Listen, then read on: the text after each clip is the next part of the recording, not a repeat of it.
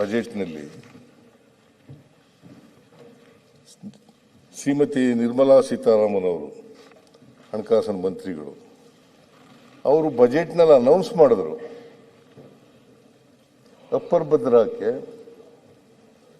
5,300 ಕೋಟಿ ಕೊಡ್ತೀವಿ ಅಂತ ಹೇಳಿದ್ರು. Is it not A fact?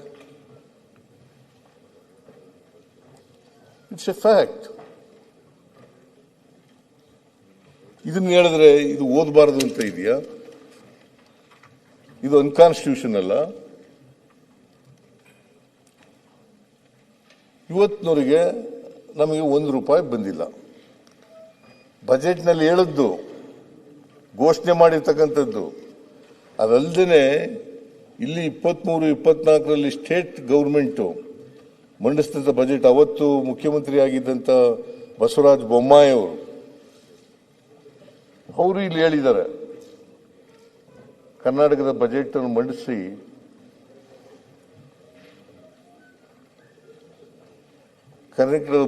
ಮಂಡಿಸಿ ಬಜೆಟ್ನಲ್ಲಿ ಹೇಳಿದ್ದಾರೆ 5,300 ಕೋಟಿ ರೂಪಾಯಿ ಕೊಡ್ತೀವಿ ಅಂತ ಕೇಂದ್ರ ಸರ್ಕಾರ ಹೇಳಿದೆ. ನಾವು ಅದನ್ನ ರಾಷ್ಟ್ರೀಯ ಯೋಜನೆಯನ್ನಾಗಿ ಮಾಡಬೇಕು ಅಂತ ಕೇಳ್ಕೊಂಡಿದ್ದೀವಿ.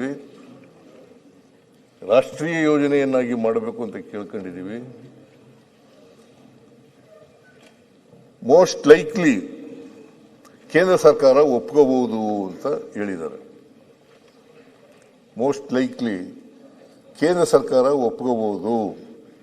ಅಂದ್ರೆ ಆಶಾಭಾವನೆಯನ್ನು ವ್ಯಕ್ತ ಮಾಡಿದ್ದಾರೆ. ಇವತ್ತವರೆಗೆ ₹1 ಬರಲಿಲ್ಲ. ನ್ಯಾಷನಲ್ ಪ್ರಾಜೆಕ್ಟು ಕೂಡ ಮಾಡಲಿಲ್ಲ.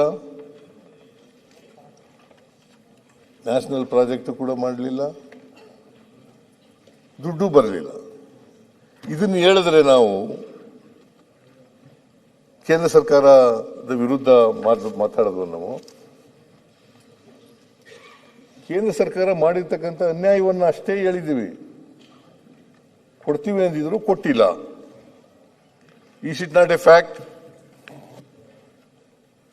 ರಾಜ್ಯಪಾಲರ ಮೂಲಕ, ಅವರ ಬಾಯಿ ಮೂಲಕ ಸುಳ್ಳು ಹೇಳಿಸ್ತಾ ಇದ್ದೀರಿ. ಇದು ಸುಳ್ಳ?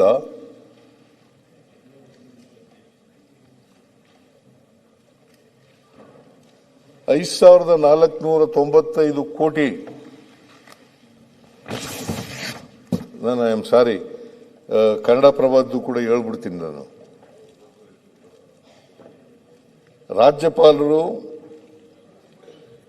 ಪೂರ್ಣ ಭಾಷಣ ಓದದೇ ಇದ್ದ ವಿಷಯ ಆಡಳಿತ ಮತ್ತು ವಿಪಕ್ಷಗಳ ನಡುವೆ ವಾಕ್ಸಮರಕ್ಕೂ ಕಾರಣವಾಯಿತು.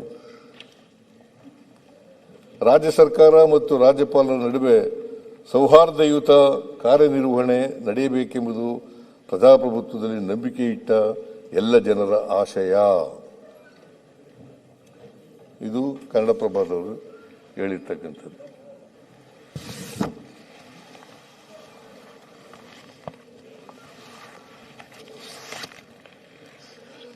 ಅದರಿಂದ ಮಾನ್ಯ ಅಧ್ಯಕ್ಷರೇ, ಈಗ 5,495 ನಮಗೆ 15ನೇ ಹಣಕಾಸಿನ ಆಯೋಗ ಸ್ಪೆಷಲ್ ಗ್ರಾಂಟ್ಸ್ ಅಂತ ಕೊಟ್ಟಿದ್ರು. 5,495 ಕೋಟಿ. ಆಮೇಲೆ ಪೆರಿಫೆರಲ್ ರಿಂಗ್ ರೋಡ್ಗೆ 3,000 ಕೋಟಿ. 3,000 ಕೋಟಿ. ಬೆಂಗಳೂರು ನಗರದಲ್ಲಿ ಕೆರೆಗಳ ಅಭಿವೃದ್ಧಿಗೆ 3,000 ಕೋಟಿ. ಒಟ್ಟು 11,495 ಕೋಟಿ. 15th ಫೈನಾನ್ಸ್ ಕಮಿಷನ್ ನಲ್ಲಿ ನಮಗೆ ಕೊಡ್ತೀವಿ ಅಂತ ಹೇಳಿದ್ದು ಬರಲಿಲ್ಲ. ರಾಯರೆಡ್ಡಿ ಯಾವ್ಯಾವುದು ಸ್ಟೇಟ್ಗಳು? ಯಾವ್ಯಾವ ಸ್ಟೇಟ್ಗಳು? ಕರ್ನಾಟಕ, ತೆಲಂಗಾಣ ಅಂಡ್ ತ್ರಿಪುರಾ. 3 ರಾಜ್ಯಗಳಿಗೆ ಮಾಡಿ ವಿನಂತಿ ಅಂದ್ರೆ ಸತ್ಯ ಪೂರ್ತಿ ನೀವು ಈಗ ಶುರುವಾತಿಗೆ ಏನ್ ಮಾಡಿದ್ರಿ? ಶುರುವಾತಿಗೆ ಏನು ಹೇಳಿದ್ರಿ, ಅಸತ್ಯದ ವಿರುದ್ಧ ಸತ್ಯ ಸುಳ್ಳು ಸೋತು ಬಿಡ್ತಿದ್ದು ಒಂದೊಂದು ಟೈಮ್ ಆಗ್ತಿದೆ. ನೀವು ಇವತ್ತಿದೇನು 15 ಫೈನಾನ್ಸ್ ಕಮಿಷನ್ ಬಗ್ಗೆ ಏನು ಹೇಳ್ತಾ ಇದ್ದೀರಾ ಅದನ್ನ ನೀವು ಪ್ರೂವ್ ಮಾಡಕ್ ಹೋಗ್ತಿದ್ದೀರಾ. ಅಸತ್ಯದ ವಿರುದ್ಧ ಸತ್ಯ ಸುಳ್ಳಾಗುತ್ತೆ. 15 ಫೈನಾನ್ಸ್ ಕಮಿಷನ್ ಪೂರ್ತಿ ವಿಷಯ ಈಗ ನೀವು ಮಾತಾಡುವಾಗ ಅಶೋಕ ಮಾತಾಡುವಾಗ ಎದ್ದಿದ್ದ ನಾನು ಇಲ್ಲ ಸರ್. ಈಗ ಇವತ್ತು ಅಶೋಕರ್ ಧ್ವನಿ ಹೋಗಿದೆ, ಹಾಗಾಗಿ ಅವ್ರ ಪರವಾಗಿ ನಾನು ಇವತ್ತು ಆಯ್ತಪ್ಪ. ಅಶೋಕ ಮಾತಾಡುವಾಗ ಅಲ್ಲಿ ಸುನಿಲ್ ಮಾತಾಡುವಾಗ ಅಲ್ಲಿ ಎದ್ದಿದ್ದ ನಾನು ಸರ್. ಇದು ಅಲ್ಲ ಎದ್ದಿದ್ದೇನ್ರಿ ನಾವು ಫೈನಾನ್ಸ್ ವಿಸಾರ್ಡ್ ಸರ್.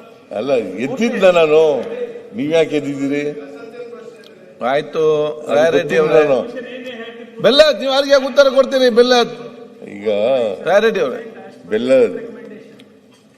ನೋಡಪ್ಪ, ಇದು ರೆಕಮೆಂಡ್ ಮಾಡಿದ್ದು 15ನೇ ಹಣಕಾಸಿನ ಆಯೋಗ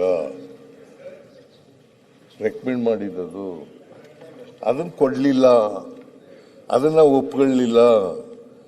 ನಿರ್ಮಲಾ ಸೀತಾರಾಮನ್ ಅವರು ಒಪ್ಕೊಳ್ಳಿಲ್ಲ.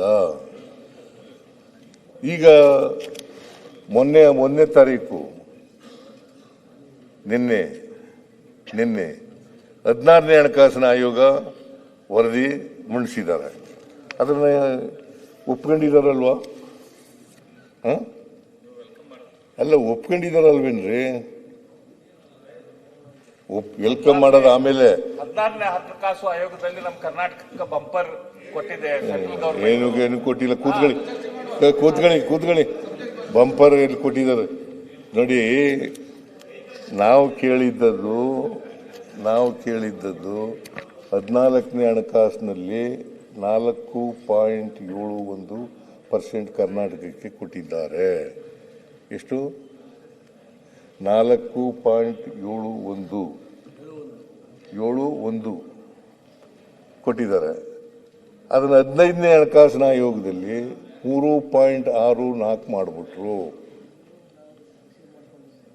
3.64 ಮಾಡಿಬಿಟ್ರು. ಅದರಿಂದ ನಮಗೆ ಒಟ್ಟಾರೆಯಾಗಿ 1,25,000 ಕೋಟಿ 5 ವರ್ಷದಲ್ಲಿ ಕಡಿಮೆ ಆಯಿತು.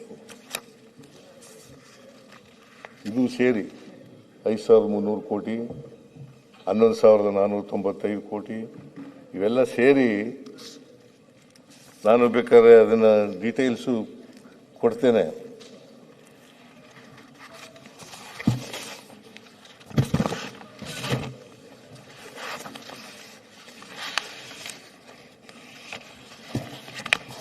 ಡೀಟೇಲ್ಸ್ ಹೇಳ.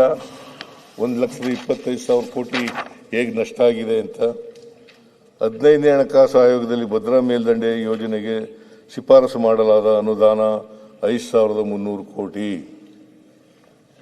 15ನೇ ಹಣಕಾಸು ಆಯೋಗದಲ್ಲಿ ಶಿಫಾರಸು ಮಾಡಲಾದ ವಿಶೇಷ ಅನುದಾನ 5,495 ಕೋಟಿ. 15ನೇ ಹಣಕಾಸು ಆಯೋಗದಲ್ಲಿ ಬೆಂಗಳೂರು ಅಭಿವೃದ್ಧಿಗೆ ಶಿಫಾರಸು ಮಾಡಲಾದ ಅನುದಾನ 6,000 ಕೋಟಿ. 15ನೇ ಹಣಕಾಸು ಆಯೋಗದಲ್ಲಿ ಶಿಫಾರಸು ಮಾಡಲಾದ ಆರೋಗ್ಯ ಅನುದಾನ 874 ಕೋಟಿ. 15ನೇ ಹಣಕಾಸು ಆಯೋಗದಲ್ಲಿ ಗ್ರಾಮೀಣ ಸ್ಥಳೀಯ ಸಂಸ್ಥೆಗಳಿಗೆ ಶಿಫಾರಸು ಮಾಡಲಾದ ಅನುದಾನ 774 ಕೋಟಿ. 15ನೇ ಹಣಕಾಸು ಆಯೋಗದಲ್ಲಿ ತೆರಿಗೆ ಹಂಚಿಕೆ ಸೂತ್ರದ ಬದಲಾವಣೆಯಾದ ನಷ್ಟ 80,000 ಕೋಟಿ. 15ನೇ ಹಣಕಾಸು ಆಯೋಗದಲ್ಲಿ ಗ್ರಾಮೀಣ ಸ್ಥಳೀಯ ಸಂಸ್ಥೆಗಳಿಗೆ ಶಿಫಾರಸು ಮಾಡಲಾದ ಅನುದಾನ 774 ಕೋಟಿ.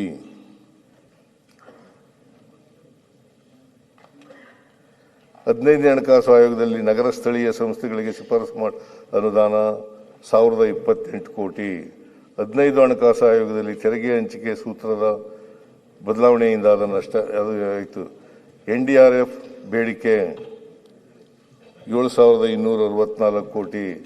ಕೇಂದ್ರ ಪುರಸ್ಕೃತ ಯೋಜನೆಗಳಿಗೆ ಹೆಚ್ಚುವರಿ ಭರಿಸಿದ್ದು 10,524 ಕೋಟಿ. ಸೆಸ್ ಮತ್ತು ಸರ್ಚಾರ್ಜ್ಗಳಿಂದ 8,300 ಕೋಟಿ. ಒಟ್ಟು 1,25,559 ಕೋಟಿಗಳು. ಈಗ ನೀವು ಕರ್ನಾಟಕವನ್ನು ಪ್ರತಿನಿಧಿಸ್ತಕ್ಕಂಥವ್ರು ಅಲ್ವಾ? ನಮ್ಮ ಜವಾಬ್ದಾರಿ. ನಷ್ಟ ಆದರೆ ಯಾರಿಗೆ ನಷ್ಟ ಆಗುತ್ತೆ? ನಷ್ಟ ಆದರೆ ಇಡೀ ಕರ್ನಾಟಕಕ್ಕೆ ನಷ್ಟ ಆಯಿತು. ಇದನ್ನು ಕೇಳೋದು ನಮ್ಮ ಜವಾಬ್ದಾರಿ ಅಲ್ವಾ? ನಿಮ್ಮ ಜವಾಬ್ದಾರಿನೂ ಹೌದು, ನಮ್ಮ ಜವಾಬ್ದಾರಿನೂ, ಅವ್ರ ಜವಾಬ್ದಾರಿನೂ ಹೌದು. ನಾವು ಕೇಳದೆ ಯಾರು ಕೇಳಬೇಕಾಗಿದೆ?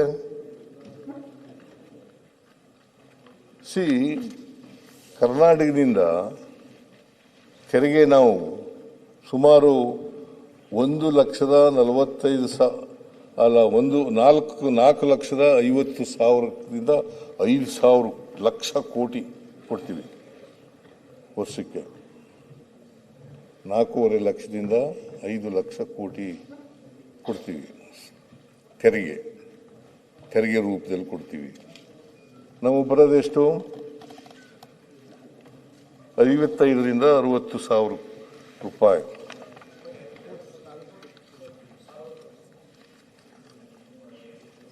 $55,000ರಿಂದ 60,000 ಕೋಟಿ. 55,000ರಿಂದ 60,000 ಕೋಟಿ ವಾಪಸ್ ಬರೋದು. ನಾವು 4.5 ಲಕ್ಷ ಕೋಟಿಗಿಂತ ಹೆಚ್ಚಾಗಿ ಕೊಟ್ಟರು ಕೂಡ ನಮಗೆ ಬರೋದು ತೆರಿಗೆ ವಾಪಸ್ ಬರೋದು ಎಷ್ಟಪ್ಪ ಅಂತಂದ್ರೆ 55,000ರಿಂದ 60,000 ಕೋಟಿ. ಆಮೇಲೆ GST ಇಂದ ವರ್ಷಕ್ಕೆ ಎಷ್ಟು ನಷ್ಟ ಆಗ್ತದೆ ಅಂತಂದ್ರೆ 18,000ರಿಂದ 20,000 ಕೋಟಿ. ಇದ್ದಕ್ಕಿದ್ದಲೇ GST ಬಂದದ್ದು 2017. ಈಗ ಎಷ್ಟನೇ ಇಸ್ವಿನಲ್ಲಿ ಇದ್ದೀವಿ ನಾವು? 2026. ಇದ್ದಕ್ಕಿದ್ದಲೇ ಕಡಿಮೆ ಮಾಡಿಬಿಟ್ರು. ಅದು 8 ವರ್ಷಗಳ ನಂತರ. 8 ವರ್ಷ GST ವಸೂಲು ಮಾಡಿದವ್ರು ಯಾರು? ಕೇಂದ್ರ ಸರ್ಕಾರ. ಕೇಂದ್ರ ಸರ್ಕಾರ 8 ವರ್ಷ ವಸೂಲು ಮಾಡ್ಕೊಂಡ ಮೇಲೆ ಇದ್ದಕ್ಕಿದ್ದಲೇ ಕಡಿಮೆ ಮಾಡ್ಬಿಡ್ತು. ಯಾಕಂತಂದ್ರೆ ಬಿಹಾರ್ನ ಎಲೆಕ್ಷನ್ ಬಂದಿತ್ತು, ಕಡಿಮೆ ಮಾಡಿಬಿಟ್ರು. ಅದರಿಂದ ನಮಗೆ ಎಷ್ಟು ನಷ್ಟ ಆಯ್ತು ಗೊತ್ತಾ? ಕರ್ನಾಟಕ ಸರ್ಕಾರಕ್ಕೆ ಎಷ್ಟು ನಷ್ಟ ಆಯ್ತು ಗೊತ್ತಾ? ನಷ್ಟ ಆದದ್ದು ಸುಮಾರು 12,000ರಿಂದ 15,000 ಕೋಟಿ. 12,000ರಿಂದ 15,000 ಕೋಟಿ ವರ್ಷಕ್ಕೆ ನಷ್ಟ ಆಯಿತು. ವರ್ಷದ ಮಧ್ಯದಲ್ಲೇ ಮಾಡಿಬಿಟ್ರು.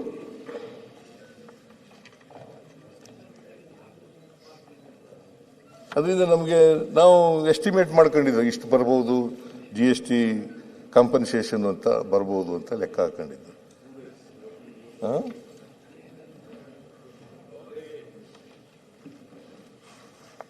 ಮಾಡ್ಕೊಂಡಿದ್ದು ಗೊತ್ತಾಯ್ತು. ನಿಮಗೆ ಈ ವರ್ಷ ನಮಗೆ ಇಷ್ಟೊಂದು ನಷ್ಟ ಆಗಿದೆಯಲ್ಲ, ಇದು ಕರ್ನಾಟಕಕ್ಕೆ ಆದ ನಷ್ಟ, ಕರ್ನಾಟಕದ ಜನರಿಗೆ ಆದಂತ ನಷ್ಟ.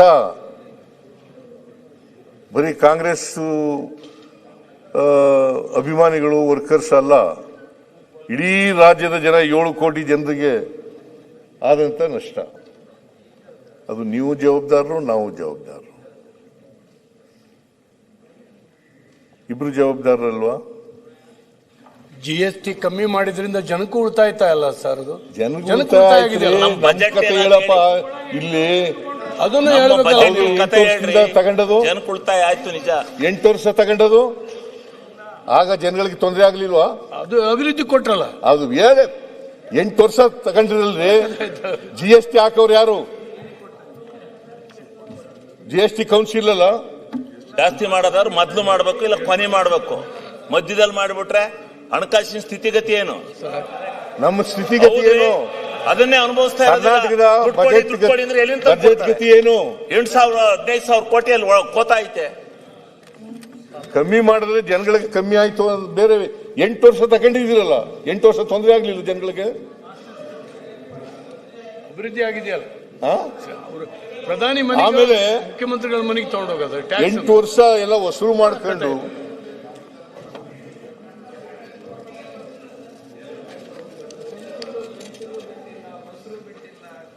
ಮళ్ళీ ಎಲ್ಲದ್ರ ಮೇಲೂ ಹಾಕ್ಬಿಟ್ರಿ. ಮಜ್ಜಿಗೆ, ಮೊಸರು, ಪೆನ್ಸಿಲ್, ಪೆನ್ನು, ಪೇಪರು, ಎಲ್ಲರ ಮೇಲೂ ಹಾಕ್ಬಿಟ್ರಿ ತೆರಿಗೆನ. 8 ವರ್ಷ ಮಾತಾಡ ಬೆಲ್ಲ ಯಾಕೆ ಅಲ್ಲ ಸರ್, 8 ವರ್ಷ ಇವ್ರ ಹತ್ರ ಎಲ್ಲ ವಸೂಲು ಮಾಡಿದ್ರಿ. ಏನ್ ತಪ್ಪ ವಿಷಯ ಗೊತ್ತಾಗಬೇಕಲ್ಲ. ಹೇಳಿದ್ರಲ್ಲ ಏ, ವಿಷಯ ಗೊತ್ತಲ್ಲ ಬಿಡಿ, ಹೇಳ್ತಾರ ವಿಷಯ ಅದೇ ವಿಷಯ. ನಾನು ಮತ್ತೆ ಲೇಟ್ ಮಾಡ್ತೀವಿ. ಈಡಾಗಲ್ಲ. GST ಕೌನ್ಸಿಲ್ ನಲ್ಲಿ ಆಯ್ತು, ಕರ್ನಾಟಕ ಚರ್ಚೆ ಮಾಡಿ. ಅವರೆಲ್ಲರೂ ಸೇರಿ ಒಪ್ಪಿದ್ದಾರೆ. GST ಕೌನ್ಸಿಲ್ 5 ವರ್ಷ compensation ಕೊಟ್ಟಿದ್ದಾರೆ. ನಾವು ನಮ್ಮ ಅಭಿಪ್ರಾಯವನ್ನ ಹೇಳಿದ್ರು, ಆದ್ರೆ ಮೆಜಾರಿಟಿ ನೀವು ಇದ್ದೀರಲ್ಲ. GST ಕೌನ್ಸಿಲ್ ಡಿಸೆಂಟ್ ಬರೆಯಾಗಿಲ್ಲ. ನಾನು ಈಲ್ಡಾಗಲ್ಲ ಮಾನ್ಯ ಅಧ್ಯಕ್ಷರೇ, ನಾನು ಮುಗಿಸೋವರೆಗೆ ಈಲ್ಡಾಗಲ್ಲ. ಅವರು ಮಧ್ಯೆ ಇಂಟರ್ಫಿಯರ್ ಆಗಿ, ಯಾಕಂತಂದ್ರೆ ನಾಳೆ ನಾಳಿದ್ದು 2 ದಿನ ಮನ್ರೇಗಾ ಬಗ್ಗೆ ಚರ್ಚೆ ಆಗುತ್ತೆ. ಅದನ್ನ ಹೆಂಗಾರು ಮಾಡಿ ನಿಲ್ಲಿಸ್ಬೇಕು ಅಂತ. ಚರ್ಚೆ ರೆಡಿನಾ? 2 ದಿನ ಸಾಕು. 2 ದಿನ ಮಾಡುವ. ಈಗಾಗಲೇ ಜಾಸ್ತಿ ದಿನ ಮಾಡ್ಬಿಟ್ಟಿದೀವಿ ಮಾನ್ಯ ಸಭಾಧ್ಯಕ್ಷರೇ. ನಿಮ್ಮ ಅಧ್ಯಕ್ಷತೆಯಲ್ಲೇ ಬಿಸಿನೆಸ್ ಅಡ್ವೈಸರಿ ಕಮಿಟಿ 2ನೇ ಸಾರಿ ಸೇರಿ 3 ದಿನ ಮುಂದಕ್ಕೆ ಆಗ್ತಕ್ಕಂಥ ಕೆಲಸವನ್ನು ಮಾಡಿದ್ದೀವಿ. ಆದ್ರಿಂದ ಅದನ್ನ ಮಾಡಲಿಕ್ಕೆ ಹೋಗಲ್ಲ. ನಾವು ಈಗ ನಾಳೆ ನಾಳಿದ್ದು 2 ದಿನ ಮನ್ರೇಗಾ ಬಗ್ಗೆ ಚರ್ಚೆ ಆಗೋದು. ಜಿ ಅಲ್ಲರಿ, VBG guarantee for Rozgar. VBG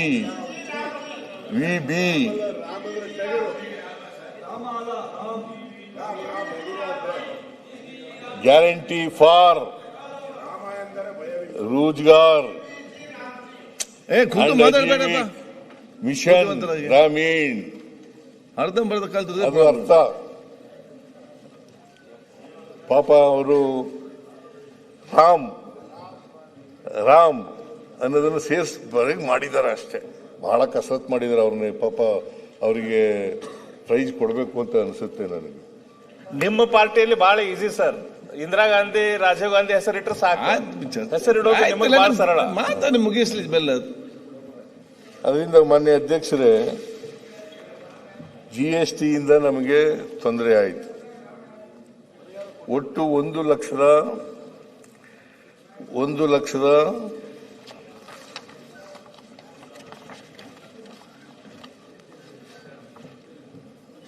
ಆಮೇಲೆ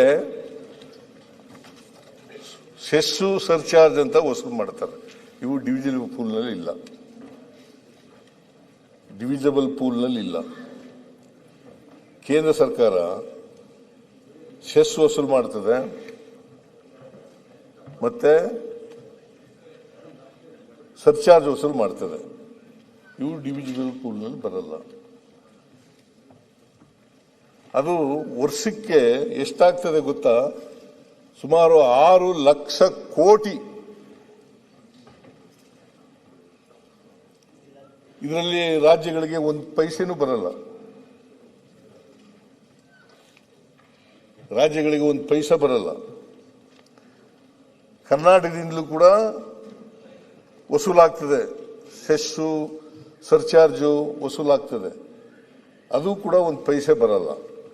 ನಾವು ಅದಕ್ಕೆ ಒತ್ತಾಯ ಮಾಡಿದ್ದೀವಿ ಕೇಂದ್ರ ಸರ್ಕಾರದ 16ನೇ ಹಣಕಾಸಿನ ಆಯೋಗದಲ್ಲಿ. ಇದನ್ನು ಕೂಡ ಡಿವಿಸಿಬಲ್ ಪೂಲ್ಗೆ ಹಾಕಿ 5%ಗಿಂತ ಜಾಸ್ತಿ ವಸೂಲು ಮಾಡಬೇಡಿ. ಮಾಡಿದ್ರೆ ರಾಜ್ಯಗಳಿಗೂ ಕೂಡ ನಾವು ಡಿವಿಸಿಬಲ್ ಪೂಲ್ನಲ್ಲಿ ಹಾಕಿ ಅಂತ ಹೇಳಿದ್ದೀವಿ. ರಾಜ್ಯಗಳಿಗೂ ಕೊಡಿ ಅಂತ ಹೇಳಿದ್ದೀವಿ. ಕೊಟ್ಟಿಲ್ಲ. ನಿನ್ನೆ ಬಜೆಟ್ ಮಂಡಿಸಿದ್ರು.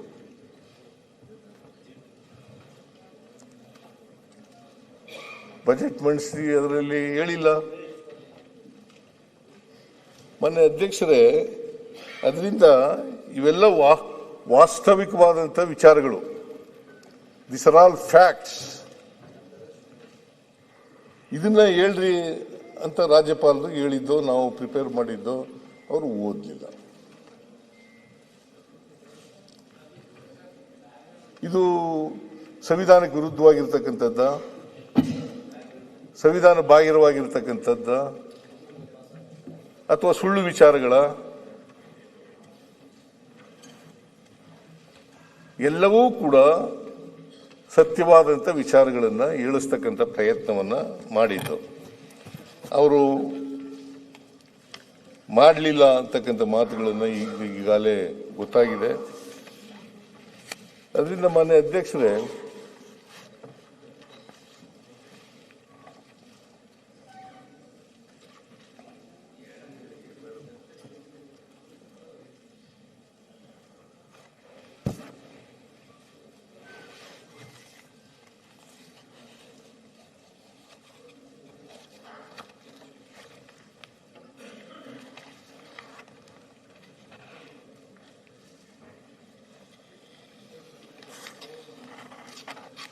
ಅಧ್ಯಕ್ಷರೇ, ಇಷ್ಟೆಲ್ಲ ನಮಗೆ ನಷ್ಟ ಆಗ್ತಾ ಇದೆ. ಮತ್ತು ಇದು ನಾನು ಬಜೆಟ್ ಭಾಷಣದಲ್ಲಿ ಹೇಳಿರ್ತಕ್ಕಂಥದ್ದಲ್ಲ. ಇದು ಅನೇಕ ಸಾರಿ ಪತ್ರಗಳನ್ನು ಬರೆದಿದ್ದೇನೆ, 16ನೇ ಹಣಕಾಸಿನ ಆಯೋಗದ ಮುಂದೆ ಮಂಡಿಸಿದ್ದೇವೆ. ಅದರಿಂದ ಇದು ಈಗಾಗಲೇ ಬಹಿರಂಗ ಆಗಿದೆ. It is already in public domain.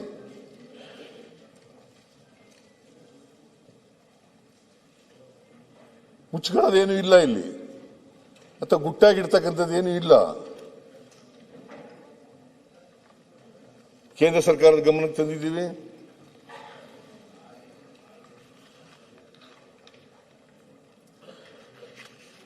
ಪತ್ರಗಳು ಬರೆದಿದ್ದೀನಿ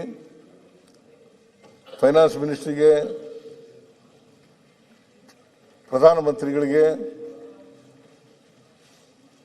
ಮತ್ತೆ ಶಾ ಅವರಿಗೆ, ಇವ್ರಿಗೆಲ್ಲ ಪತ್ರ ಬರೆದಿದ್ದೀನಿ.